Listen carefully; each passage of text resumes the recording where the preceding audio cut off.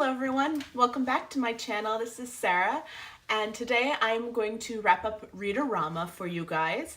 As you all know, I was away on vacation that week, and I did pretty well. I'm kind of impressed by how I did. I read 5.5 books, and so I did not complete the 7 books, but all the books I read had a decent amount of pages in them. So I didn't read any graphic novels or anything like that, so I'm very pleased with what I did. The first 3 books that I got to was actually the Firebird Trilogy. I have the first 2 books here. I think my grandmother is still reading the 3rd one, so I don't have it. But 1,000 Pieces of You, 10,000 Skies Above You, and 1,000,000 Worlds with You. And these did the challenges of start a series, read a book blind, and read a book with Rama in the title. I think that was for these 3. And there's a lot of controversy about these books, and as a result, I probably could talk a whole lot about this whole trilogy, but I will just say that I really enjoyed it. It is a 4-star trilogy for me. I do recommend it. I know there was a lot of issue with consent in the first book, but I feel like it was dealt with properly, and she lived with the consequences and all of that throughout the whole series with the guilt and things that went with that, and I was a-okay with that. For those who do not know, this is a series following Marguerite, who is an artist, and her family are scientists and have all these grad students living with them, and they discover a way to travel to different dimensions via your consciousness using this Firebird, hence the title of the series. Obviously, I can't spoil all of the books for you, so I will kind of just give a little summary of the first book only. Marguerite's father has been killed by, they believe, Paul, one of their grad students, and so she starts going through time with one of their other assistants in order to find him and kill him. Now, of course, all kinds of things happen. There is, just so that you know, a love triangle going on here, although she seems to be very clear most of the book which of the men she prefers. I spoke about the issues of consent, which is actually a theme of the entire books, all 3 of them. And of course, things are not as simple as they seem. The first book seemed more like the love story elements, and poor Marguerite felt like she was very much just pulled into this. She had no idea what was going on, but through the series, she has developed definitely more of a role in this and kind of knows what's going on. Obviously, there's an evil corporation, all of that. None of this was like anything spectacular, but the way it was done I thought was very clever, and I really, really enjoyed the series. After all of that traveling to different dimensions, I felt like I needed a little bit of palate cleanser, so I picked up Paw and Order by Diane Kelly.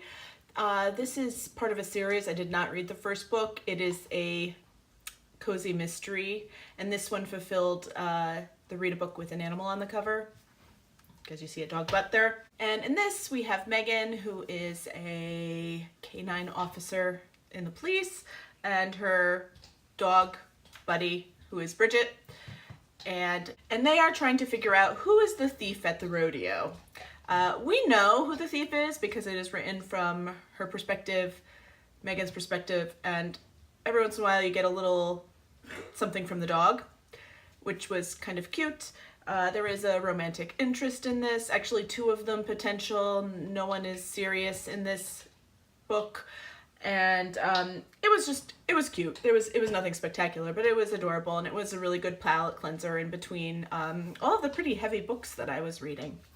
And I gave that one 3 stars. Then I picked up 3 Years with the Rat by Jay Hosking. This is a debut novel, and it is and I read this for a book about an illness. Now, it's not about an illness, but it is very evident in this, and it is mentioned that his sister suffers from depression, so there are trigger warnings here for cutting. She's a cutter, and there's a lot of mental health going on in this book. Unfortunately, this book really was not for me. I did not really enjoy reading it. it is another dimension book. I don't know, my theme kind of went into traveling to different dimensions.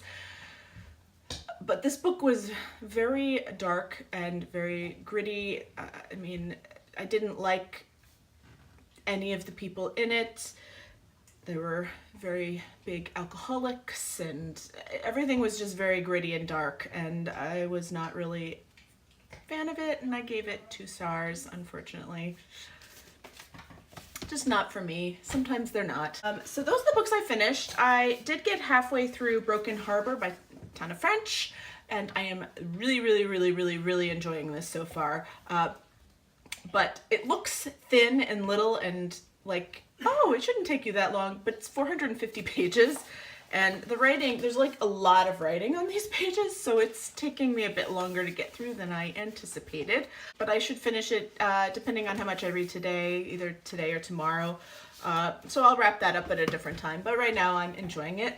So again, I finished 5 whole books, and I mean, yesterday I couldn't read because I was traveling home, so there was no reading involved, but I feel like I did an okay job. And as for how it was run, the readathon itself had Twitter sprints between like 10 and 1 in the day, and then 10 and 1 for my time zone in the evening, and those were fun and well attended, and so it was put together very nicely, I think. So it was well done, and I will hopefully have a chance to participate another time because I really enjoyed myself. So I will talk to you all later, and I hope you have a lovely time and that you all met your goals for Read-A-Rama.